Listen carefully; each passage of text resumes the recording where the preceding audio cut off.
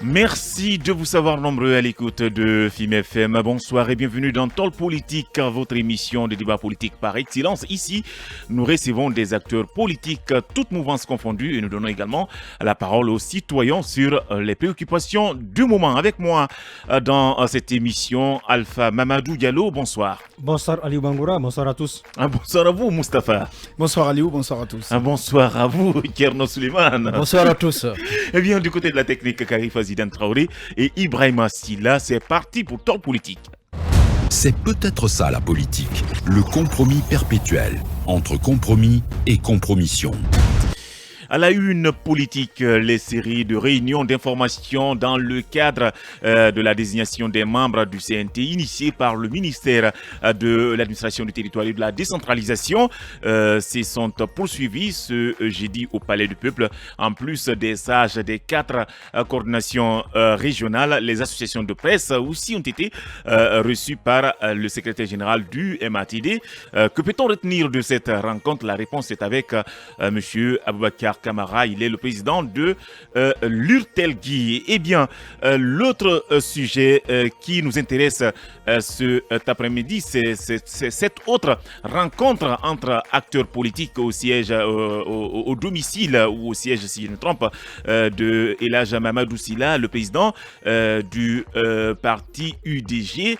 On aimerait bien savoir qu'est-ce qui a été retenu au cours de cette rencontre, parce que nous apprenons qu'une éventuelle coalition interparti politique sans doute va être mise en place. Eh bien, pour répondre à cette question, nous aurons à bâton rompu honorable El Hadj Mamadou Silla, le président du parti UDG. Enfin, dans Il ne s'en fout pas, on vous donnera la parole en fin d'émission pour que vous exprimiez sur ces séries de rencontres. Vous, aux auditeurs, vous connaissez le numéro, le 81-85. Ça sera à la fin de cette émission. En politique, le pouvoir de faire devrait l'emporter sur le pouvoir de dire. Jean Thierry, FIM FM, Talk Politique, la une politique. La une politique, avant de parler politique, on va à présent tout d'abord parler du colonel Mamadi Doumbouya qui continue en tout cas à être célébré dans les rues de Conakry. Aujourd'hui même, ça s'est passé devant le siège de FIM. Nous avons vu colonel avec beaucoup de monde.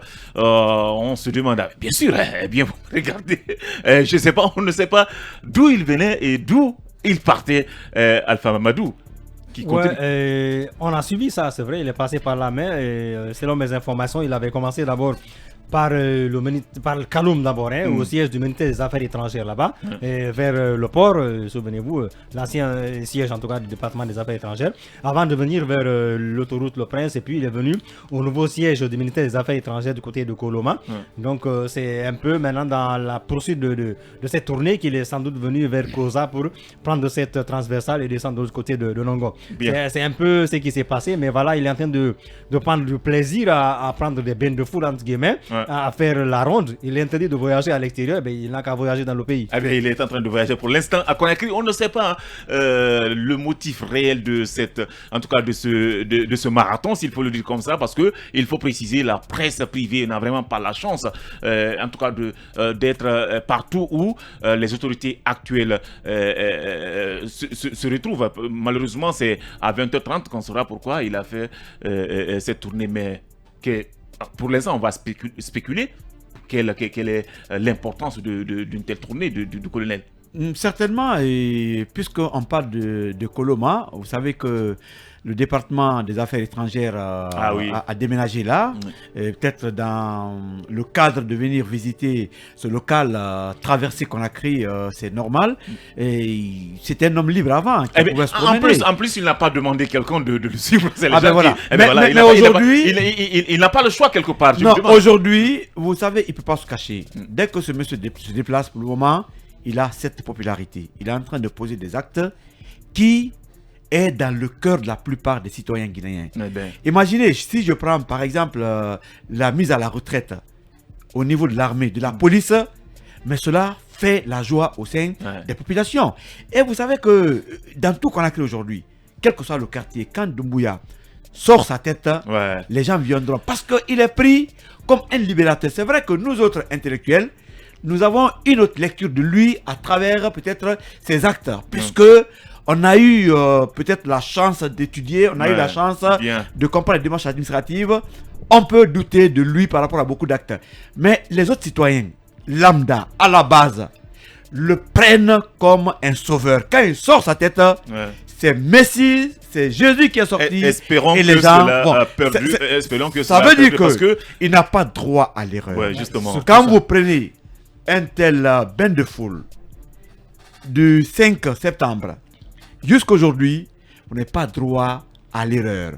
L'espérance est grande, l'espoir est inestimable et faites de sorte que vous rentrez dans l'histoire de ce pays. Avant lui, Dadis en a profité parce que lui logeait à Lambaye, il pouvait quitter la ville jusqu'à Lambaye sur le même bain de foule, mais il a fini par échouer. Bien, mon colonel, vous n'avez pas droit à l'erreur, rentrez dans l'histoire, surtout nettoyez votre entourage. Il paraît que ça sent mauvais de ce côté. Que ça sent mauvais, voilà, Suleiman. Écoutez, je crois que Lincoln il a fait le tour de la thématique. L'actualité continue depuis la prise du pouvoir. C'est comme on est encore dans l'euphorie de cette prise du pouvoir. Lincoln a utilisé le terme qu'il faut.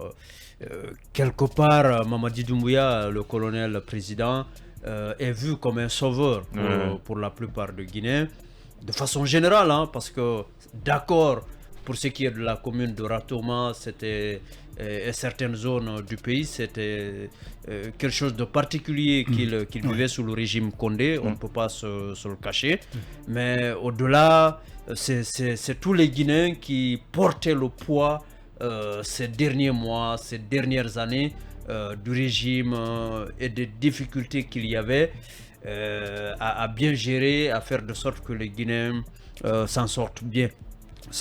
Donc, colonel Doumbouya, il est encore vu comme un sauveur. Du coup, c'est une autre pression sur lui, parce que le fait d'avoir toutes ces personnes derrière vous, ça devrait être perçu comme ça. Espérons que ceux-là qui parlent à son oreille n'hésiteront pas à attirer son attention sur ce fait aussi.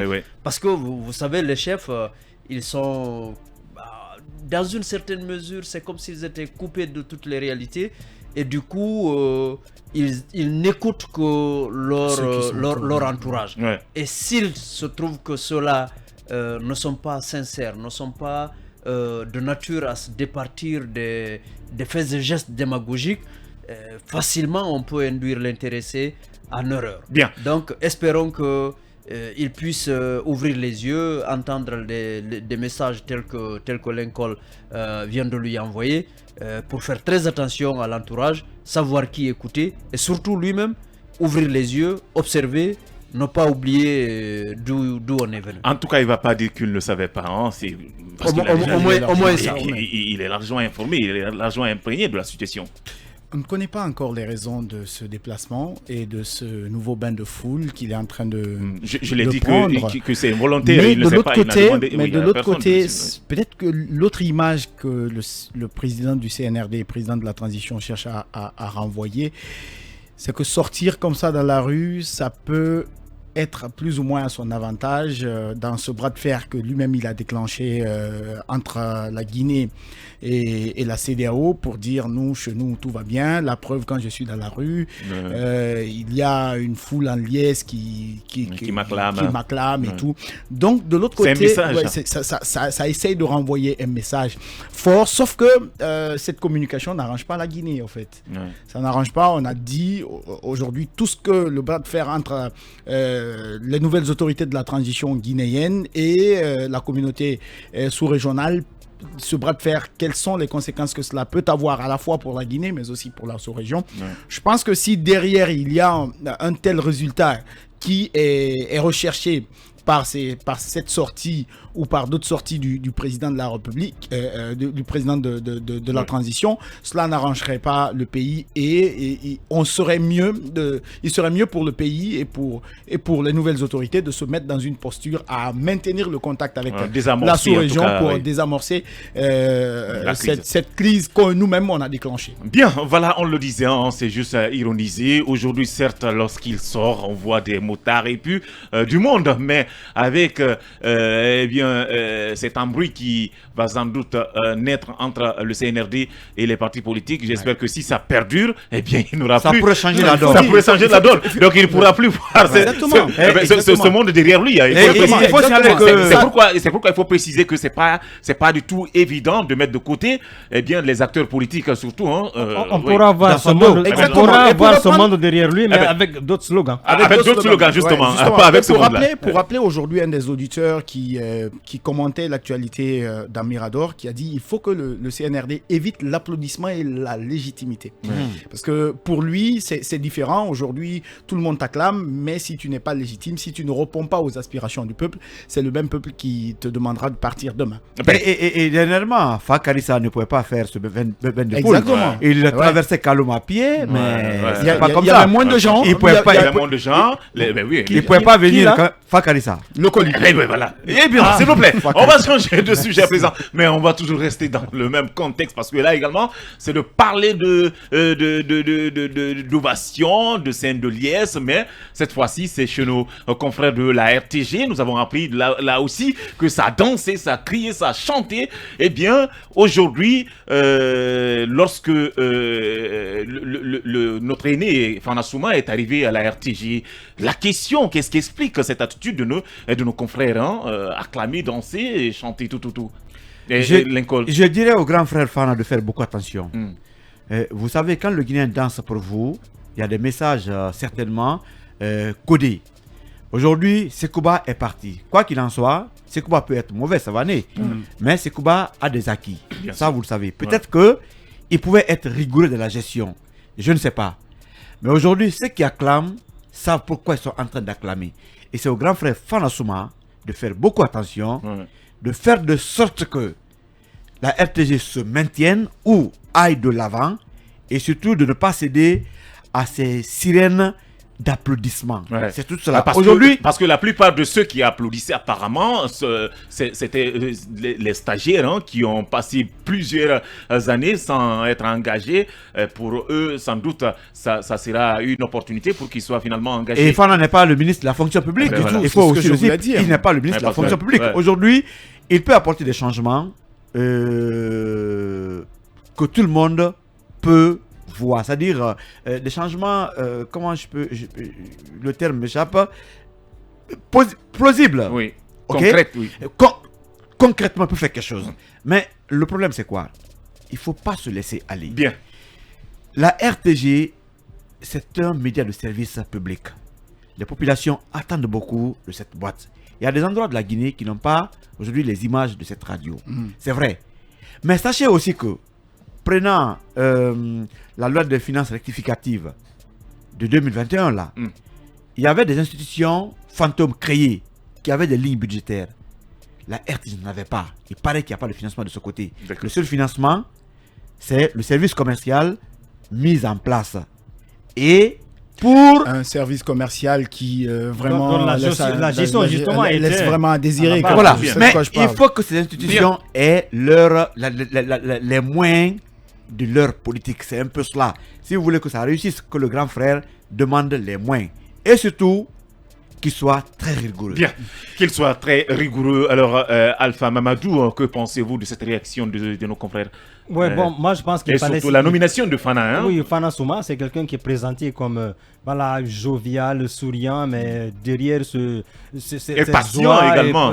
Derrière cette joie se cache quand même, se cacherait une certaine rigueur, au dire de certains des gens qui le connaissent. Et voilà, on a échangé avec des confrères de la RTG, des amis, qui quand même parle du bien de lui. Ouais. Donc on espère qu'il ne va pas décevoir. Maintenant, quant à justement cette manifestation de joie à laquelle on a assisté cet après-midi, il fallait s'y attendre. Vous savez, la tête du grand frère Savané ne plaisait plus pratiquement à pas mal de monde. Il est vrai qu'il y a eu des acquis, mais il y a eu pas mal de manquements aussi. Hein. Ouais. Les gens l'ont accusé à tort ou à raison d'avoir fait dans le clanisme, d'avoir fait dans d'autres pratiques la promotion de certains jeunes qui n'en valaient pas forcément la peine. On a vu un peu des jeunes qui occupaient des postes et auxquels on a fait adjoindre, et n'est-ce pas, des gens beaucoup plus expérimentés. Ouais. C'est un choix certes, mais voilà, il faut quand même quelquefois rendre à César ce qui appartient à César. En tout cas, ça bouillonnait. Donc je pense que justement, ça bouillonnait. Donc je pense que cette manifestation de joie elle peut se comprendre et au regard un peu des actes posés. Maintenant, les défis ils sont énormes pour la RTG, d'autant plus que regardez un peu la RTG de Boulbinet, ce manque de matériel qui frappe cette institution. Et donc il faut vraiment y travailler. Également. Oui, bon, est-ce que ça relève forcément de lui? La RTG, c'est une direction générale à part. C'est la direction des deux RTG qui voilà, donc mais là quand même il a du pain sur la planche. Doit être forcément du ministère de la communication. Oui, il y a un directeur général aussi. Bien. Donc, mais je pense que quand même le défi, comme l'a dit Lincoln, il est assez immense. Donc il appartient au grand frère de capitaliser tout ce qu'il y a eu comme revendication pour tirer les choses au clair et permettre à un meilleur fonctionnement de la RTG. Ouais. Et souvent quand on parle de problèmes au niveau de la RTG, on parle de cette de ce stage interminable. Il y en a qui ont fait 15 ans de stage à la RTG. 20 ans, il y a un caméraman qui a témoigné qu'il est arrivé à la RTG en 2002. En 2002, bien sûr. Qu'est-ce qu'il fait là-bas? Bien sûr, c'est qu'il n'est pas utile. Il est toujours là-bas. Mais non, mais attendez, Aliou, soyons sérieux. Mais écoutez, non, Aliou, il y a combien de médias la réalité? Franchement, voilà, si vous ne savez rien faire. Non, mais attendez, soyons sérieux. 2002, stagiaire jusqu'à présent, il y a eu combien de médias dans ce pays? Bien. Mais il y a des gens parmi nous qui refusent de partir à la RTG parce qu'on se dit que c'est pas notre place. Si tu fais là-bas 20 ans, c'est un problème. Il faut dire, Aliou, quand même que la RTG est une grande école dans la presse guinéenne. Mais il y a également permets-moi, c'est une grande école. Des personnes du troisième âge aussi qui refusent de quitter aussi. C'est une grande école. Et de l'autre côté, j'ai bien envie de dire à Lincoln que l'espoir fait vivre. Ceux qui ont passé 20 ans. C'est extraordinaire. Toute une génération. Quelle capacité de résilience. Moi, quand je rentrais à l'université, quand je faisais la première année, il y a un de mes profs qui était encore stagiaire à la RTG, mais cela ne fait pas de lui un bon journaliste. Il était stagiaire à la RTG, même si de l'autre côté, il avait pris un contrat dans certains médias privés. Mais cela dit en passant, aujourd'hui, la RTG a besoin d'une véritable refonte en fait. Si on parle de refonder de l'État, il faut dire que la RTG, en fait, c'est l'un des éléments essentiels aujourd'hui qu'on doit réformer dans ce pays. Moi, je ne m'attends pas à grand chose venant du doyen Fana. Je sais de quoi je parle. Il est de la vieille école, vous voulez dire? Pas que de la vieille école. C'est un collaborateur direct de Yamoussa. Il a travaillé directement avec Savané. Il était sous la responsabilité de ces deux directeurs. Il faut dire que ce poste de directeur général, il s'y attendait. Parce que même le départ, quand Yamoussa, qu'après Yamoussa, tout le monde espérait voir Fana. Lui-même, il s'attendait à ce poste-là. Maintenant, aujourd'hui, l'espoir renaît. Mais je ne vois pas grand-chose. Puisque la RTG, les différents directeurs qui se sont succédés à la RTG n'ont pas le plein pouvoir. Ça se décide. Ce sont eux qui se métamorphosent. Laisse-moi aller au bout de mes idées, allez, où tu comprendras. Il y a des décisions qui sont prises au niveau du ministère. De l'autre côté, vous avez parlé des stagiaires. Le ministre a un bureau là-bas, je confirme. Exactement. Bien. Exactement. De l'autre côté, le grand rédacteur en chef. Le grand rédacteur en chef. Tout se décide. Il y a la plupart, 80% des décisions sont prises au niveau du ministère. De l'autre côté, il y a aujourd'hui des gens. Pour vous dire que les directeurs généraux de la RTG n'ont pas la main, il y a des doyens qui ont été envoyés à la retraite, qui sont revenus en tant que contractuels de l'État aujourd'hui, qui sont en train de travailler, notamment au niveau du pool technique. Oui. Il y a un conflit générationnel qui est né quand je prends le pool des réalisateurs de la RTG, et certains techniciens doyens, il y avait un conflit générationnel parce que les jeunes techniciens avaient envie à un moment donné d'apporter du nouveau et que les doyens forcément ne comprenaient pas. Donc, je ne m'attends pas à grand-chose. Si vraiment, c'est pourquoi je dis, l'une des réussites aujourd'hui pour Fana, c'est amener des réformes vraiment à rendre indépendante la RTG. Bien. Quand je dis indépendante, c'est faire fonctionner le service commercial un service commercial marketing qui fonctionne de manière obsolète, si je peux me permettre de l'expression. Et de l'autre côté, de l'autre côté, figurez-vous, même le compte bancaire de la RTG a un souci. Bien, voilà, c'est des révélations que Moustapha nous fait dans cette émission. Alors, est-ce que vous pensez que Fana ne pourra pas, vu tout ce qu'il vient d'expliquer, n'a vraiment pas les épaules pour endosser toutes ses responsabilités? Écoutez, je ne dirais pas ça. Je dirais tout simplement qu'il ne manquera pas de choses à faire là-bas. Ouais. Il aura vraiment du pain sur la planche parce que tout ce pourquoi à un moment donné le grand frère Savané n'était plus porté au cœur par les travailleurs, ça lui retombe dessus, ça lui retombe entre les bras. C'est à lui de gérer tous ces problèmes-là, y compris le problème des stagiaires éternels. Ouais. Donc, je crois que après cette euphorie, cette acclamation de son arrivée, il aura intérêt à vite reprendre les choses en main, se mettre au travail, commencer par assainir la RTG, parce que c'est vraiment du gros n'importe quoi. D'ailleurs, il trouve une crise sur la table, parce que on sait, c'est ça. Il y a le syndicat qui est là. Et au moins, en attendant d'avoir les moyens de faire ce qu'il faut pour peut-être étendre le sillage de la RTG. Bien, on va observer une pause, on revient juste après pour continuer les débats. Porté sur le pouvoir de dire. Jean Thierry, FIM FM, Talk Politique, la une politique. La une politique, les séries de réunions d'information dans le cadre de la désignation des membres du CNT initiées par le ministère de l'administration du territoire et de la décentralisation se sont poursuivies ce jeudi au Palais du Peuple. En plus des sages des 4 coordinations régionales, les associations de presse ont été reçues par le secrétaire général du MATD. Que peut-on retenir de cette rencontre? La réponse est avec Aboubakar Kamara, il est le président de l'URTEL. Mais avant, nous allons lire les réactions des internautes sur la page Facebook de FIM Guinée. Habib Hore Koubi nous écrit salut la radio 2.0. Au fait, la RTG, le RPG et EDG sont tous mouillés dans des problèmes, trop de magouilles, des désordres, beaucoup des désordres et beaucoup de torts au bas peuple. Habib, voilà, Horekoubi qui nous écrit. Barry Alpha Kobe également nous écrit bonsoir à vous les talkers. En tout cas, le cortège du colonel m'a trouvé. Et bien à Madina, je lui ai vu venir de l'aéroport vers la ville avec des centaines de motos. Quelques minutes après, le cortège s'est retourné de la ville vers l'aéroport avec les mêmes motos. Je crois que le CNRD a désormais sa section motard. Voilà, voilà. Nous avons une dernière réaction de la part de Abdou Salam Toulel Diallo. Bonsoir les talkers. Dites au colonel tous ceux qui ceux qui l'applaudissent là ne sont pas des militants des partis politiques, donc écarter ces partis politiques de se faire des ennemis. Il faut fixer les critères d'éligibilité des membres du CNT pour ces partis, car il y a 181 partis politiques enregistrés au niveau du MATD. Voilà, merci, signé le militant engagé du modèle. Merci à vous.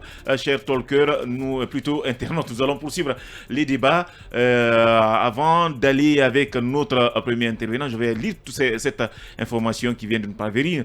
Il s'agit du sport. Hein. La Confédération africaine de football, CAF, a décidé finalement que le match Guinée-Bissau se jouera à huis clos demain. Contrairement à la première déclaration qui annonçait 10 000 spectateurs, le public n'est plus autorisé à venir au stade général Lansana Conté de Nongo. C'est une information donnée par la FEGIFOOT. Nous allons à présent poursuivre le débat avec M. Aboubakar Kamara. Il est le président de l'URTELGUI. Bonsoir, M. Kamara. Oui, bonsoir. L'école. Salut. Eh bien, voilà, nous allons parler de votre rencontre d'aujourd'hui. Dites-nous, qu'est-ce qu'on peut retenir de votre rencontre avec le secrétaire général du MATD? Est-ce qu'il y a eu du nouveau? Oui, merci beaucoup pour l'opportunité. Effectivement, nous avons répondu à l'appel du CNRD à travers le ministère de l'administration du territoire et de la décentralisation. Et le secrétaire général du département nous a effectivement entretenu autour justement de cette question de désignation des représentants, des futurs représentants au niveau du CNT. Et il faut être clair. Nous déjà, du côté de la presse, il faut dire que depuis un certain moment, nous avons commencé le travail, c'est-à-dire l'ensemble, si vous voulez, la quasi-totalité des associations se retrouvent régulièrement en vue justement de discuter des contours et les pourtours de cette désignation. Je crois que faut dire que les discussions ont beaucoup avancé et nous avons même défini quelques lignes transversales à travers lesquelles nous pouvons passer pour avoir les deux représentants. Et je crois que ça va continuer. Mais justement, cette déclaration, je veux dire, ce communiqué du ministère de l'administration du territoire était quand même venu pour mettre une tâche d'huile à tout ce travail qu'on avait élaboré, parce que tout simplement, nous n'avons pas compris les lignes qui étaient mentionnées dans ce communiqué du ministère de l'administration du territoire. Donc, les voix se sont levées, donc il était question quand même d'apporter quelques éclaircissements. Mais j'avoue qu'on est venu suivre, c'est vrai.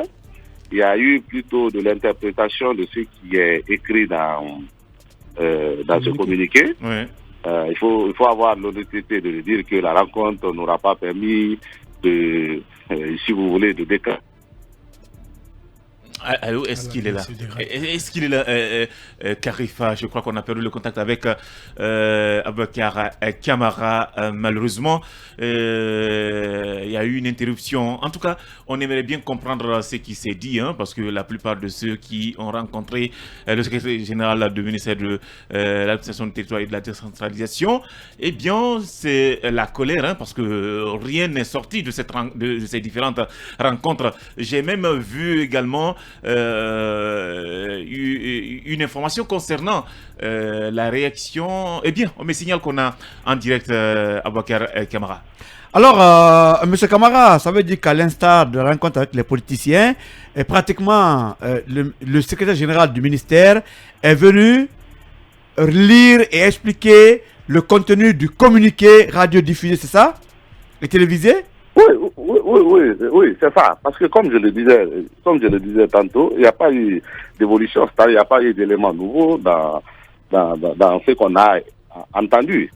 Donc, je crois que le problème est entier. C'est pourquoi la responsabilité doit être au niveau de chaque entité. Comme nous, déjà, nous avons pris la responsabilité sur nous depuis un certain moment, de commencer à travailler en vue d'avoir nos deux représentants avant la date fatidique.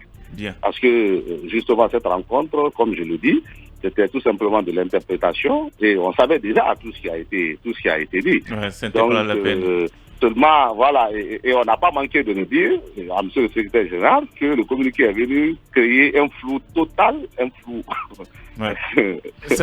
sur tout ce qu'on savait déjà de cette désignation. Tout ce qui reste clair, c'est que la presse avait 2 places. Elle a aujourd'hui 2 places. Demain, elle aura 2 places, donc il faut qu'elle... Bien. Ma question, M. Kamara, si vous permettez, en attendant d'avoir un bon cadre de discussion avec le MATD, et à votre niveau, au niveau des associations de presse, où est-ce qu'on en est concrètement aujourd'hui dans le choix de ces deux représentants de la presse, d'autant plus que on sait que traditionnellement, c'est l'URTELGUI, c'est l'AGI l'Aguipel, qui ont souvent eu des représentants et dans ces instances-là, à la HAC ou alors au CNT.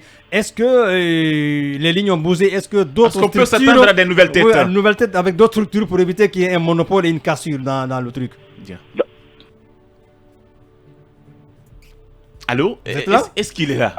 Oui. Traditionnellement, parce que si vous voulez faire allusion à la transition de 2010, il y a beaucoup d'associations aujourd'hui auxquelles on a fait appel pour prendre part à la discussion en vue justement d'avoir les 2 représentants, n'étaient pas encore nés. Vous comprenez?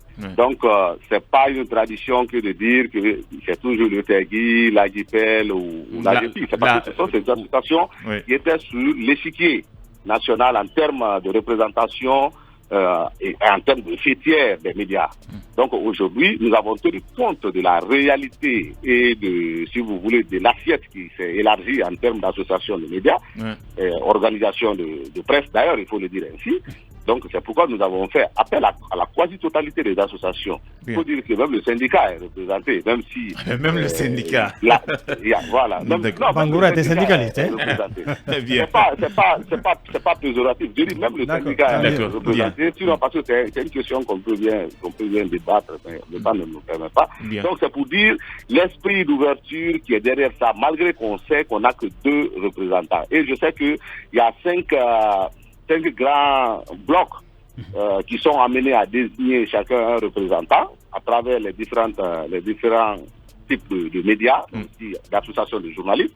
Parce qu'il faut dire que dans la composante, si vous prenez l'entièreté de la composante, vous avez les associations fêtières, c'est-à-dire composées de médias qui emploient des travailleurs de médias, et vous avez des associations de presse. Donc nous, du côté de la presse, nous avons tenu à regrouper ces 2 sensibilités.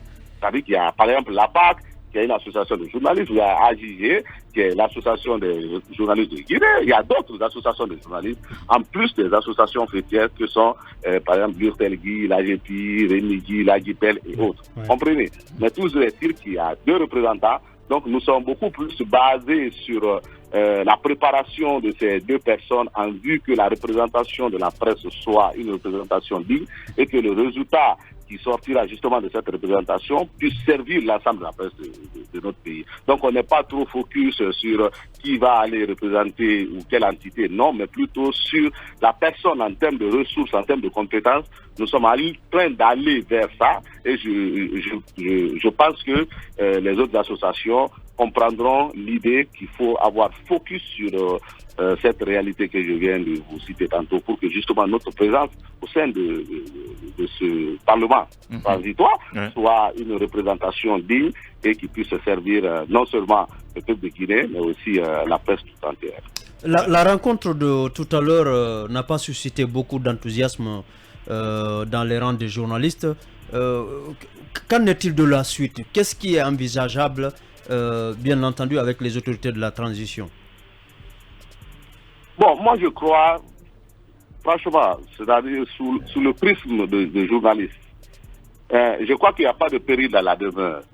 On nous a donné 2 places, les partis politiques 15 places. Je crois que on peut aller sur ça, parce que c'est une question de représentation et l'entité, on a déjà dit que le mandat n'est pas impératif. C'est-à-dire que dès que le monsieur ou la dame est désigné par sa structure à la base et qu'il est accepté par le président de la transition à travers un décret qui va officiellement nommer toutes ces personnes comme étant des conseillers nationaux de la transition, c'est fini. Directement, le cordon ombilical qui les lie à leur structure de base est coupé. Quid des critères édictés par le ministère de l'administration du territoire? Pardon?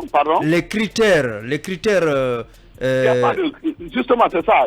Il n'y a pas autre critère que ce qui a été cité dans le communiqué que le ministère de l'administration du territoire a adressé à l'ensemble des acteurs qui doivent prendre part à ce processus. Donc, c'est pourquoi je dis que c'était tout simplement une question, peut-être, je me suis dit que le ministère avait plus envie de comprendre ce que les gens veulent de ces différentes désignations, plutôt que de faire des articles ou, si vous voulez, des critères allant dans le sens de les permettre de désigner. Ils voulaient tout simplement s'informer, savoir, oui, quel est l'état d'âme, comment les gens veulent. Sinon, ce qui était écrit, c'est bien écrit dans la langue de Jean Cocteau, on l'a compris, et c'est ce qu'on est en train de reprendre. Donc je me dis, il n'y a pas de péril dans la demeure, les gens doivent aller dans ce sens, parce que quand même c'est une tradition, et il est plus important qu'on puisse avoir des représentations dignes, pour que justement le peuple de Guinée puisse sortir grandi dans cette transition. Je crois que si c'est l'idée qui va animer l'ensemble des acteurs qui vont prendre part à ce processus, ça peut permettre vite d'évacuer des questions de représentation, d'identité, d'origine et autres. Bien. Cela voudrait-il dire, M. Camara, que vous sollicitez à ce que les entités se mettent ensemble et permettent aux uns et aux autres d'avancer? Oui, les entités doivent se mettre ensemble. Et d'ailleurs, comment dirais-je, le secrétaire général même n'a pas manqué de le dire, de le signifier. Parce qu'il y avait des participants aujourd'hui qui ont posé la question de savoir, et si les entités ne s'entendent pas en vue de la désignation de leurs représentants, qu'est-ce qui doit se passer? Donc il a dit, même si on ne l'a pas autorisé à dire cela, mais il a dit carrément qu'il est très important que les gens apprennent à se mettre ensemble, à être d'accord. Parce qu'il s'agit de 81 personnes, ce n'est pas toute la Guinée. Le Parlement guinéen, je le disais le matin, c'est 114 députés. Même ça, il y a des processus, on ne peut pas envoyer tout le monde. Mais c'est une question d'idées, c'est une question de représentation, c'est une question d'idéal, et surtout ce qu'on veut. Donc ça ne veut pas dire que tout le monde sera là, mais lorsque nos préoccupations peuvent être prises en compte par ceux-là qu'on va mandater pour aller là-bas, je crois que le tour est joué. Est-ce qu'on peut s'attendre d'ici la fin de la semaine prochaine au nom des deux représentants de la presse guinéenne? Oui, je vous le rassure, on peut le faire. Parce que la manière dont je suis en train de vous parler, je sais que l'ensemble de ces acteurs, chacun est dans les mêmes dispositions d'esprit. Nous pensons plus, il faut évacuer très vite cette question. La presse a été un exemple, un bon exemple, et nous voulons encore continuer à servir ce bon exemple pour l'ensemble. Donc il n'y a aucun risque que peut-on éviter un conflit générationnel? Justement, que ça capote, comme on l'a vu dans les autres... Conflit générationnel, je ne crois pas, parce que c'est vrai, vous savez, la contradiction, elle est inhérente à toute rencontre, ou bien, si vous voulez, à toute initiative humaine.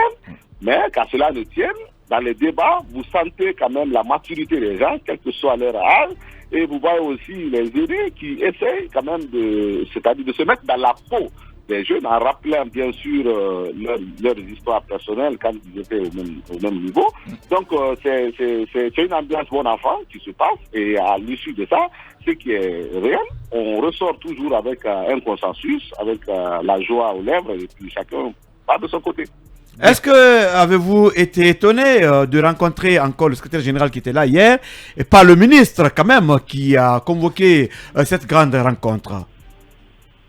Oui, je crois quand même, on était étonné, parce que moi personnellement je pensais que le ministre allait profiter pour rectifier le tir. Hier il n'était pas au débat, donc aujourd'hui il était très important pour qu'il soit là. Mais ça peut ramener une autre lecture de la chose. Ça voudrait dire tout simplement que ce n'est pas le ministre qui tient, si vous voulez, ou qui tire réellement le ficelle dans ce dossier, mais c'est plutôt le secrétaire général. C'est pourquoi on l'envoie au charbon pour justement essayer de se débattre. Puisque lui, peut-être, entre guillemets, il comprend mieux les questions liées à ces désignations. Voilà. Merci beaucoup. Merci beaucoup à vous, M. Camara. Le plaisir était pour moi. Je rappelle que il est le président de l'Urtelgui. Eh bien, en tout cas, sa communication est rassurante, mais on ne sait pas ce qui va arriver les jours à venir concernant la désignation de ces deux représentants venant de la presse pour représenter en tout cas cette corporation au sein du CNT. Et l'autre question, c'est aussi les coordinations régionales. Nous apprenons que Elhadji Serouna avait plaidé pour l'augmentation du nombre de sièges octroyés aux coordinations, parce que je crois que les coordinations en ont 2, hein. Eh bien, elles aimeraient avoir 2 autres pour qu'il y ait 4, afin qu'on puisse faire le partage. Je ne sais pas. Allez, oui. Vous-même, vous rigolez. Non, écoute, ce n'est pas en fait, le truc, je le disais hier dans cette émission. Déjà, la charte a défini les 81 places pour meubler le CNT. M. Camara l'a rappelé tout à l'heure. Aux différentes entités maintenant de se mettre ensemble, les 2 places que nous avons, et avancer. Bien. La question des coordinations régionales, pourquoi souvent j'aime pas en parler? Parce que et les politiques et ces coordinations régionales sont à la base des plus grands problèmes de la Guinée. À partir du moment où on dit aux générations la Guinée est une famille, et que derrière, quand l'un des enfants d'une région a un problème, il faut voir comment la coordination se mobilise vis-à-vis d'une autre. En fait, il y a deux places. Que nos sages donnent l'exemple aux jeunes générations de se mettre ensemble et de décider de se décider. Il y a cette affaire de Sotikemo dans nos différentes communautés qu'on a vues qui a créé des problèmes. En Zéro-Corée, on en parlait bien avant cette histoire de coup d'État. Les coordinations, il y a deux places qui sont accordées aux coordinations. Qu'on se contente de ces deux places-là et qu'on désigne qui doit être là pour avancer. Et voilà, pour avancer. Est-ce que, Lincoln, je ne sais pas, vous n'êtes pas dans le secret de Dieu, mais est-ce que vous ne craignez pas qu'il y ait, en tout cas, des embrouilles entre ces différentes associations de presse par rapport à la désignation de ceux qui vont représenter cette corporation? Tout est fait aujourd'hui pour créer des problèmes au sein des structures. Ça, vous le savez très bien. Et ce qui est encore grave, c'est le fait que les MATD, quand même, sabotent le processus. Vous savez, au début, quand on a sorti, pratiquement, on a reparti les nombres entre les structures, ça allait, puisque les gens ont commencé à se concerter, les gens étaient en train de trouver des solutions. Mais après, on sort une demande d'emploi pour des structures qui doivent venir déposer les CV, qui doivent donner le parcours de leurs représentants, qui doivent quand même envoyer quelqu'un qui passera à l'interrogatoire. C'est n'importe quoi.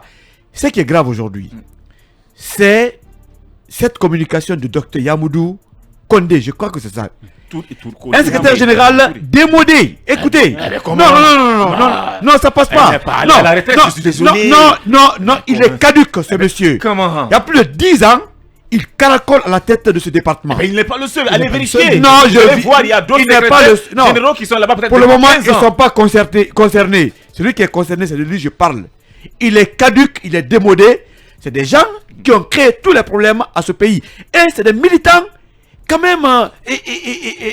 Mais écoutez, une fois de plus encore, si le ministre Mori Kondé ne peut pas faire l'affaire de ce département, qui démissionne, et pas convoquer les responsables. Mais tout ne peut pas se résumer au ministre. Écoutez, mais quand on a un secrétaire démodé comme Dr Yamoudou, il n'est pas le seul. Il n'est pas le seul. Non, pour le moment, général du ministère de la Communication, il est là depuis pour le moment, c'est lui qui est concerné par un acte quand même qui engage la nation.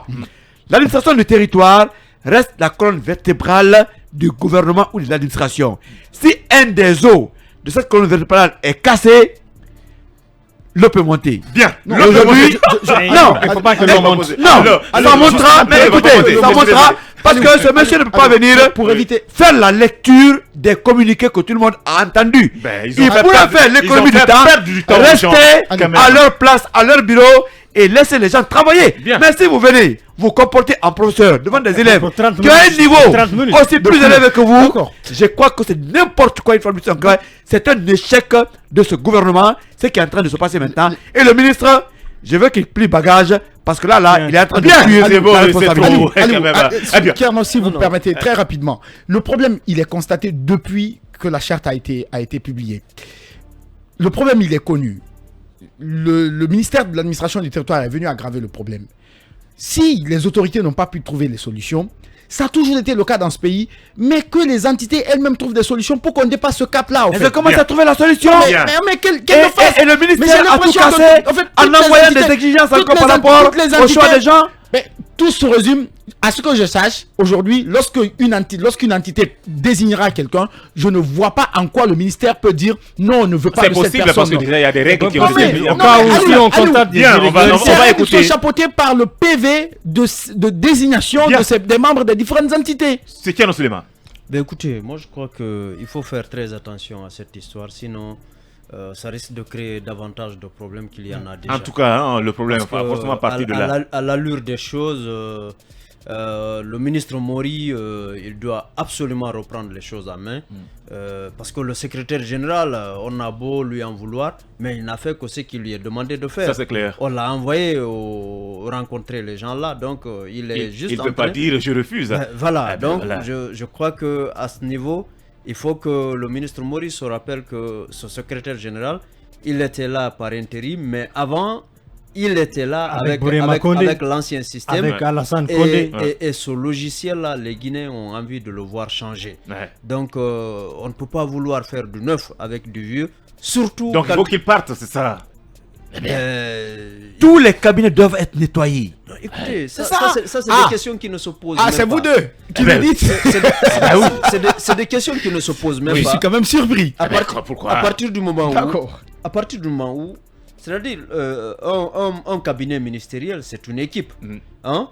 Le ministre, c'est vrai, c'est le responsable de tutelle, mais il travaille en étroite collaboration, bien sûr, avec le général, le chef de cabinet. Et donc, on ne peut pas vouloir changer avec les gens qui sont habitués à ce que vous savez. Pas évident. Ce n'est pas du tout possible. Que à la roublardise. Donc, le ministre Mori, il doit absolument sortir de sa zone de confort. Il doit assumer. Il devait savoir, quand on l'a désigné pour son ministère, qu'il y a ces choses-là qui l'attendent. Et donc, il ne doit pas envoyer quelqu'un d'autre au charbon. Il faut qu'il prenne son bateau de pèlerin pour aller rencontrer les différents acteurs sociopolitiques, les forces vives du pays, pour discuter et trouver une solution avec ces gens-là. C'est son rôle et c'est son rôle à lui seul. Bien, Alpha Mamadou, on est malheureusement pris par le temps. Voilà, on me signale qu'on doit observer une pause et on revient juste après pour enfin échanger avec notre invité. Il s'agit de Elhadji Mamadou Sylla. Porté sur le pouvoir de dire. Jean Thierry. Talk politique à bâton rompu. Parler à bon escient ou à bouche que veux-tu, nos chroniqueurs tirent les verres du nez aux politiques. Des leaders politiques se sont retrouvés ce jeudi chez Elhadji Mamadou Sylla pour discuter de la mise en place d'une éventuelle intercoalition politique. Qui sont ceux qui ont pris part à cette rencontre? Un compromis a-t-il été trouvé? On aura la réaction de Elhadji Mamadou Sylla, le président du parti UDG dans cette émission. Avant de continuer les débats, nous avons des réactions des internautes sur la page Facebook de FIM Guinée. Une réaction de Kierno Amadou Diallo. Bonsoir les talkers, bonsoir Mamadou Ali, où le président Mamadi Doumbouya aime la foule, mais restons vigilants. Merci beaucoup Lincoln, je suis d'accord avec toi pour ton analyse. Nous demandons au MATD de respecter de respecter les opposants. Ils sont les futurs dirigeants de notre pays. Passez une bonne soirée à vous. Merci. Vous aussi, monsieur Diallo. Une autre réaction de Ba Chérif. C'est dommage, l'attitude observée durant la rencontre d'hier entre les acteurs politiques et le ministère de l'administration du territoire et de la décentralisation. Ils doivent faire mieux et avec un esprit patriotique.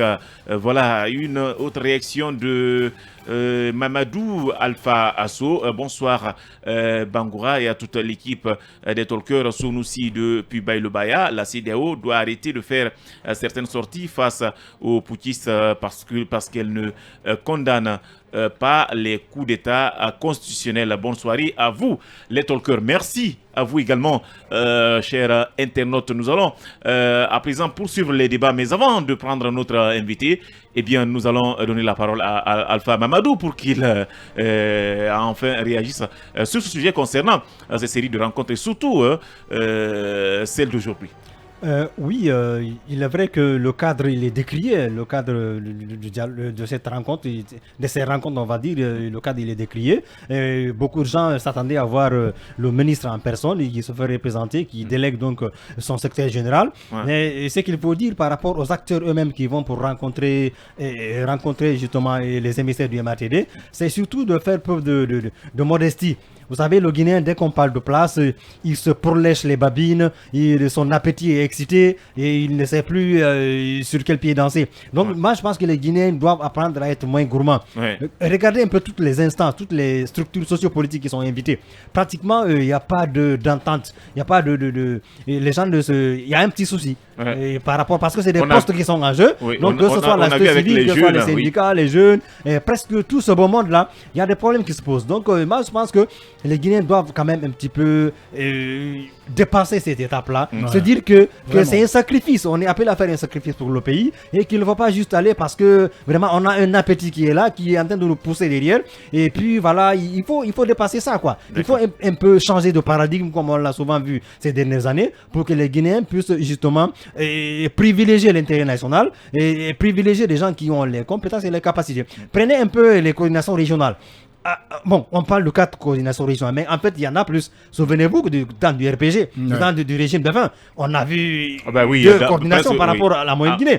Il y a la Sekousouna Yansane, même si on ne le voit plus aujourd'hui, et la Sekouna Souma. Le Fouta, il y a la Basse-Guinée. La Basse-Côte, justement. Mais pour le cas du Fouta, on avait 3 au moins, je crois. Il y en avait 4. Il y en avait 4 du côté des favorables au régime de fin, 4 qui étaient favorables à l'opposition. Ça fait 8 pratiquement. Je me souviens de cette coordination dont on disait coordination de Fouta, dont le chef de file c'était Diallo Samba, qui n'est même pas du Fouta, qui est de Télémélé, bien évidemment. Mais on l'appelait président de la coordination de Fouta, moi je le connais très bien. Donc c'est pour dire que c'est des structures qui avaient été montées de toutes pièces, et par-ci par-là, pour faire barrage à d'autres structures aussi, qu'on a qualifiées de structures partisanes.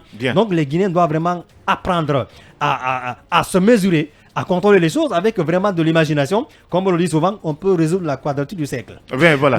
En fait, l'autre chose, toutes ces entités-là, moi je vais parler beaucoup plus des partis politiques. Si les partis politiques n'arrivent pas à se contenter de 15 places et nous désigner les 15 membres qui doivent les occuper, ça veut dire que le problème, en réalité, n'a jamais été Alpha Condé. Parce que ça fait plus de 2 mois qu'on n'a pas Alpha. Ça fait plus d'1 mois qu'on a dit que les 15 places ont été accordées aux partis politiques, mais jusque-là, ils n'arrivent pas à s'entendre pour désigner leurs représentants. Et aujourd'hui, je prends l'exemple sur l'UFDG, où des jeunes sont en train de monter au créneau pour dire pratiquement les jeunes sont en train d'imposer une des leurs, qui est une certaine Mariama Siré. Il faut aller sur les réseaux sociaux pour voir aujourd'hui combien les jeunes sont en train de pousser leurs semblables pour permettre justement de prendre un certain pouvoir au sein des partis politiques. Je pense qu'il est temps que ces partis politiques-là se remettent en cause. Il est temps que les jeunes également se remettent en cause, parce qu'il a fallu que le ministère de la Jeunesse sorte du cocon. Pour les partis politiques, on a dit il y a des compétitions à venir, il y a des élections qui vont être organisées prochainement. C'est pour te dire, il y a les élections législatives. Je pense que pourquoi alors actuellement se bousculer juste pour être bien membre de ce CNT? Il y a les partis trouble-fêtes. Le problème de ce côté, le problème est connu. Oui, mais c'est les partis trouble-fêtes là. Même les 180. Les 180 qui sont reconnus légalement par le ministère de l'administration du territoire, mais que c'est 100 partis qu'on regarde, parce qu'on a toujours... Et puis j'ai l'impression que parmi ce sont les 100, il y a des partis qui sont jamais allés en compétition à ces partis politiques-là. Parce qu'on leur a dit, ok, vous n'arrivez pas à vous entendre, mais allez... Prenons les élections qui ont été les plus inclusives possibles. C'est les élections de 2018. Non, c'est ce que le ministère doit dire. Non, mais si le ministère n'arrive pas à trouver une solution, c'est ce que le ministère doit imposer comme critère. Aujourd'hui, on s'attendait à cela. Si le ministère dit, écoutez, on vous a enregistré. Au-dessus de ça, Lincoln. Non. Parce qu'on est en train de parler de l'avenir de la Guinée. Il y a des partis, ça profite, qui ont profité de tous les régimes. Mais il y a des partis qui se battent sur le terrain en Guinée, que nous connaissons, mais ces partis qui n'ont rien foutu dans ce pays, qui sont là pour bénéficier des situations. Mais ne troublez pas la fête. Vous venez parce que il faut aller à la mangeoire. C'est les gens là qu'on devrait aujourd'hui exfiltrer du système là. Bien, voilà, on va, comme on l'a dit, ces partis politiques continuent en tout cas à se concerter. On a déjà vu une rencontre aujourd'hui entre des leaders politiques chez Elhadj Mamadou Sylla. On va comprendre ce qui s'est passé aujourd'hui avec notre invité dans À Bâton Rompu. Bonsoir Elhadj. Bonsoir. Voilà, aujourd'hui, il y avait une rencontre chez vous. Dites-nous, quel était l'objectif de cette rencontre? Et qui était présent? Oui, qui sont les partis qui ont pris part à cette rencontre? Ou les coalitions? Bon, en fait, vous savez que je suis à la tête d'abord une coalition qui s'appelle Corel. Et aussi, on a fait Intercorel, Intercoalition. Donc, intercoalition aujourd'hui, il y a 5 coalitions qui composent de ces coalitions. Alors, qui aujourd'hui a 107 partis. Ok. Alors, il n'y a pas, je crois qu'il y a tout juste moins d'une semaine, on vient de faire le baptême de feu et tout. On a même, n'est-ce pas, on a choisi le dirigeant de cette encore grande coalition, intercoalition. Voilà, donc là, j'étais honoré encore que mes pères me choisissent à la tête de cette grande coalition encore. Quel était l'objectif de la rencontre d'aujourd'hui, Monsieur le Président? Non, aujourd'hui, je crois que, bon, vous savez que après que le colonel Doumbia, n'est-ce pas, nous a invité le 14 septembre, il venait de prendre le pouvoir au Palais des Peuples. Donc on a dit que, et lui nous a dit de se retrouver, de retrouver et faire le mémo là 2 ans. Et le lendemain, le 15, moi j'ai lancé, n'est-ce pas, invitation à tous mes plupart de coalitions qui sont là, la NAD, COPEG, et puis tout ce qui est, n'est-ce pas, de FAYA, qui a aussi une coalition. CPR, oui. CPR, et puis voilà, on a appelé, on a invité aussi au QAT, CDA. Donc, alors, normalement, on devait se voir le dimanche qui suivait. Donc, comme déjà, bon, et finalement, c'est à la dernière minute que les autres ont en fait rejeté. Je vais parler de l'ANAD, de COPEC, d'Ousmane, c'est Kaba, puis celui de UFR, alors de Sybia.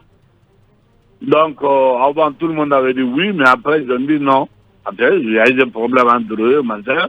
J'ai vu personne. Bon. Alors, ceux qui ont dit oui, le box, ça, c'est ADC Box, c'est l'autre, là, AD de Kabal Fidel. UMP. UMP. UMP de Sidiri. Voilà, Sidiri, ouais, c'est ça, c'est la coalition. D'accord, ouais, je comprends. Coalition Box. Oui, je comprends. Dans coalition Box. Bien. Bon, donc il y a l'autre aussi, Fidel. Kabal Fidel, on a Kabal Fidel avec ses hommes. Il y a aussi Bamba, oui, avec ses hommes qui est 19 partis. Bamba, je sais pas, Bamba quoi. Donc c'est toutes ces coalitions-là qui se sont rencontrées aujourd'hui. Les 5 coalitions qui se rencontrées même aujourd'hui. Mais d'ailleurs, avant ça, nous on avait déjà formalisé tout ça pour dire que bon, voilà, l'intercoalition. Bien, d'accord. Aujourd'hui, oui. Le 2 mars, aujourd'hui, le 2 mars, il y a, l'ancien ministre Doré, Ousmane Doré, qui fait partie de COPEC. Il n'était pas là, il était en Amérique. Il est venu trouver, bon, Max, que je le connais et tout, il m'a appelé, il dit, bon, il paraît que ça ne va pas, bon, il y a les 3 autres là qui n'ont pas venu, c'est toi et tout ça, là, pourquoi? Moi, j'ai dit oui, mais on a invité, ils n'ont pas venu. Donc, nous, on a continué. Il y a quelqu'un quand même qui a répondu. On a fait, donc, il a dit que lui veut faire médiation. La médiation, c'était depuis avant-hier nuit. Et donc, il va essayer d'inviter les autres et pour qu'on se retrouve. Surtout, quand on a quitté hier au palais, comme vous savez que tout le monde était, toutes les classes politiques étaient dessus hier par rapport à l'administration de territoire, à ce qu'ils ont traité. Donc, alors, on a dit tout de suite, il est intérêt qu'on se retrouve. Donc, alors, dès qu'on a quitté là-bas, il m'a dit, bon, moi, je te retrouve ce soir, toujours, c'est souvent doré. Donc, il est venu me voir. Alors, il a dit vraiment, il faut qu'on se donne la main. Vous avez vu ce qu'on fait là. Si on ne se donne pas la main, on risque de perdre tous. Bien. Donc, il faut essayer de se donner la main. Voilà. C'est là qu'on a dit, bon.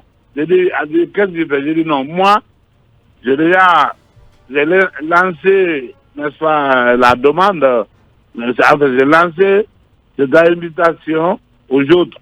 Mais s'ils peuvent venir toujours, parce que je suis le premier qui a lancé, en ce moment, il n'y a pas de problème. Bien. Ah bon, il a dit, bon, si c'est ça, il n'y a pas de problème, comme il va parler aux autres pour qu'il vienne aujourd'hui qu'on fait la réunion avec tous les cinq ceux qui sont avec moi, et maintenant avec les autres qui ne sont pas venus au départ. Finalement, est-ce qu'ils sont venus? L'ANA, de l'UFR et le PEDN, est-ce qu'ils sont finalement venus? Aujourd'hui, j'ai dit maintenant, ce qui s'est passé aujourd'hui, Ousmane Doré est venu, comme prévu, et Alain Seldalé est venu de l'ANA. Bon, bien sûr, il est venu. Il dit qu'il n'a pas été invité, qu'il est venu vous saluer. Non, suivez bien. Moi, je t'ai bien dit que si quelqu'un, y a un médiateur qui dit j'ai remis tout le monde, moi, mais je parlais avec Chelou, et hier, on a parlé et tout. Donc, Ousmane Doré me dit non, c'est fini, il va venir. Faya va venir. Bon, Faya a envoyé son représentant, lui, Ousmane Doré était là. C'est lui est venu effectivement. Mais c'est lui, quand il a trouvé quand même tout ce monde-là, alors il a dit, ah bon, moi je suis venu voir, saluer, c'est vraiment, il est venu. Mais ça, c'est après qu'il a pris la parole pour parler au moins 10 minutes. Parce que les journalistes étaient là, même vous étiez représentés. Est-ce que sa communication était liée à votre rencontre ou bien c'était juste vous saluer le monde qui était là? Très bien. C'est ça que je dis, très bien. Et parce qu'il y a des images qui existent. Donc, ok. Donc, il a intervenu sur l'entente aussi et tout. Donc, j'ai dit plus de 10 minutes. D'accord. Donc, quand il a fini, après, bon, quand d'autres ont pris la parole, chacun veut parler. Il y a plus de 5 personnes ou 6 personnes qui ont parlé. Après, on a vu que je crois que sa communicante qui est au chef de cabinet de Sofa et qu'il a signalé peut-être de se lever et partir. D'accord. Alors, maintenant, voilà. Donc, vous voulez nous dire qu'il était dans l'esprit de cette réunion, venir échanger avec vous et faire la médiation, mais finalement, il a décidé de quitter. Écoutez, non, c'est-à-dire que c'était même fini. Il a dit, ça a passé et tout. Et puis, d'autres ont parlé, Ousmane Doré a parlé. Moi, il y a 5 personnes qui ont parlé. Il y a 2 Makelé qui ont parlé. Il y a Baouri. Est-ce que c'est Loudalen Diallo, honorable? S'il dit, attends, on a été surpris quand même, je sais pas, sa communicant qui a dit, oui, qu'il est venu saluer. Bon. Ça s'engage que c'est vrai, c'est voulu ici, il est venu quelque part. Il dit, je suis venu saluer seulement mon ami, mon voisin, mais il n'y a pas de problème. Et personne ne peut contredire. Bien. C'est à lui, ça engage que lui, mais nous, les bandes qu'on a ici, tout ce qu'on a, et puis voilà. Il a bien intervenu dans le cadre d'entente et tout. D'accord, on va évoluer, honorable. Allez. L'actualité, Eladj Mamadou Sylla, c'est la répartition, la clé de répartition des 15 places attribuées aux partis politiques. Au niveau de votre intercoalition, qu'est-ce qui se dessine aujourd'hui? Est-ce que vous avez une idée de ce que vous voulez par rapport à cette répartition? Je vais vous dire, c'est franc, moi je dis la vérité. Si celui ne s'était pas comporté comme ça aujourd'hui, hier, moi, je parlais avec lui, c'était pour dire comment on va faire pour répartir les 15 places. Il m'a dit, moi, on a parlé longuement. Donc, Béreux aussi a dit, c'est comment répartir les 15 places. Donc, nous, on pensait qu'aujourd'hui, on est venu, c'était... Et qu'est-ce que vous vous êtes dit? Il a dit comment? Vous avez dit comment? Qu'est-ce que vous avez dit concrètement? Non, il m'a dit, c'est lui qui m'a appelé même hier, ok? Il m'a appelé, il dit, ah bon, il faut qu'on se voit parce que déjà, l'histoire de partage de 15 choses là, et le CND, il faut qu'on trouve la solution. Donc, comme Ousmane Doré a dit oui, qui a dit aussi de se retrouver après le palais, donc, aujourd'hui... Donc, vous étiez venu pour discuter sur comment partager, en tout cas, sur comment procéder. C'était ça l'objectif. C'était ça, en fait. Bien. C'était ça. Donc, ça veut dire que son retrait... On a dit qu'on va voir en plus de ça, parce qu'on est en transition. Qu'est-ce qu'il faut faire, le cas politique, pour qu'on s'entende pas du même langage? Bien. Donc, son retrait aujourd'hui a mis un frein à votre démarche. Voilà, ça n'a pas permis tout ce qui était là, et on n'a pas pu discuter ça. T'as compris? Bien. Donc, alors, qu'est-ce qui se passe maintenant? C'est très clair. Nous, le conseil de coalition qui est là, et comme le ministère a dit que chacun n'a qu'à déposer, chaque parti n'a qu'à déposer sa demande. Est-ce que vous avez bien saisi? Est-ce que vous avez bien saisi? Non, on ouvre maintenant la porte à tout le monde de déposer. Moi, je dis à tous mes hommes maintenant, chacun tente sa table et ça change là-bas. Si le gars, quelqu'un gagne, qui dépose sa liste, c'est OK.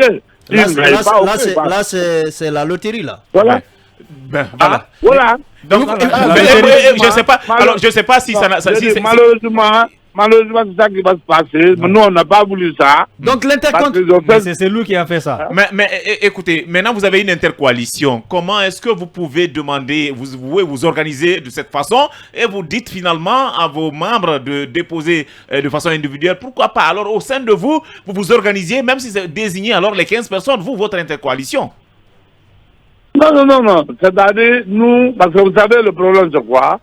Je vais vous dire déjà, moi, au Corée, on a une trentaine de partis, ok? Moi, je suis président de Corée. Donc, moi, je dis à Corée, je dis que je ne suis pas partant. Mon parti n'est pas partant en déposant, n'est-ce pas, ce demande-là. Parce qu'on ne peut pas me demander un cadre, c'est moi ou quoi. Au niveau de 11 dossiers, même présidentiel, pendant que j'étais candidat à présidentiel, on ne m'a jamais demandé autant de dossiers. D'accord. Je ne cherche pas comme un homme par décret pour que je sois ministre ou que je sois un fonctionnaire ou quoi. Donc c'est ça, c'est quand tu veux dire à quelqu'un va quelqu'un invité, CV, machin et tout, mais on n'a jamais vu ça en politique. Bien, voilà. Mais ça veut dire que vous n'êtes pas d'accord avec cette démarche du ministère de l'administration du territoire? Non, mais comment on va demander 11 papiers? Voilà. Donc vous n'avez vraiment pas ces 11 papiers là. Non, mais en politique, je n'ai jamais entendu ça d'abord. D'accord. Maintenant, le problème, comme il dit que tout le monde n'a qu'à changer ça, il y a 181 partis, comme lui l'a dit. Donc s'il a 100, peut-être il y en a qui vont déposer 2 dossiers, 3 dossiers, ils vont avoir plus de 1000, 2000 dossiers parmi eux là-bas. Peut-être ils vont classer ça de côté, prendre les gens qui veulent prendre. D'accord. Nous, on n'est pas partant. Ma IDG a dit qu'il n'est pas partant. Nous, on ne va pas déposer, on n'est pas partant. Mais est-ce que la Corée est partante? Merci. Voilà. Merci beaucoup à vous, honorable. Je pense que c'est compris. Merci beaucoup. Merci. Au revoir. Okay. C'était honorable Mamadou Sylla. Vous avez compris apparemment. Eh bien, les acteurs politiques, en tout cas, tous ceux qui sont. J'avais une question que j'ai pas pu poser. Et là, j'ai parti. Je suis désolé. Il est parti? Eh ben oui, il est parti. Non, vous m'avez pas permis. Eh ben voilà, je suis désolé. On va le faire après. Ça sent de la division au sein de la classe politique. C'est clair, franchement, ça ne sent même pas. C'est incompréhensible. Écoutez, ce qu'on nous fait gober, eh bien que c'est s'est déplacé pour venir saluer, mais écoutez, on ne comprend pas ce qui s'est passé là, franchement. Non, ce que vous ne comprenez pas, le Guinéen est égoïste. Vous savez, nous sommes pratiquement à l'issue d'un combat hautement mené. Mais ceux-là qui n'ont pas bien mené le combat veulent, c'est-à-dire barrer la route. On ne sait pas, on n'est pas là, on n'est pas là, on n'est pas là. Tous ces partis politiques qui ont un agrément ont droit. Non, franchement, allez, il faut arrêter. Il y a des gens. On va pas revenir sur ça. Allez où? Il y a des gens qui ont accompagné le troisième mandat. Allez où? Nous sommes des Guinéens. Il y a des partis qui ont payé le plus lourd tribut pour leur engagement. Je suis tout à fait d'accord avec vous. Il y a d'autres partis qui soutenaient hier ceux-là qui ne voulaient pas qu'on avance et qui veulent aujourd'hui, par exemple, être dans les avantages. Nous sommes des Guinéens, il faut qu'on arrête là. Et puis, j'ai comme impression que les gens veulent jouer à la théorie de la quantité, pas la qualité. Coalition, intercoalition. Il y a des partis politiques ici seuls qui, aujourd'hui, pèsent mieux que l'ensemble de ces partis de coalition revenons sur cette déclaration de Mamadou Sylla. Écoutez, ça veut dire qu'il y a une crise qui est en train de naître au sein de cette classe politique. Les gens créent la crise. J'ai commencé par là. Bien, rapidement. Très rapidement, j'ai commencé par là. Si les autorités n'arrivent pas à trouver des solutions pour mettre en place ce CNT-là, mais que les partis politiques qui se battent pour l'intérêt du pays, que ces partis politiques transcendent leur ego. Mais malheureusement, c'est pas ce qu'on voit là. Et très malheureusement, et moi quand j'entends Honorable Sylla dire qu'il y a 107 partis au sein de l'intercoalition, mais ces 107 partis-là, est-ce qu'ils ont tous leur agrément? Qui sont ces partis? C'est quoi le poids électoral? C'est des particules. Bien, rapidement, on va conclure. Très rapidement, moi je pense qu'il faut qu'on sache ce qu'on veut dans ce pays. Le ministère de l'administration du territoire est censé gérer cette question, donc trouver les critères nécessaires pour pouvoir choisir ceux qui doivent représenter les partis politiques. Bien. Voilà, merci beaucoup à vous, chers talkers. À présent, nous allons rendre l'antenne pour Jamila Tianguel pour FIP Soir.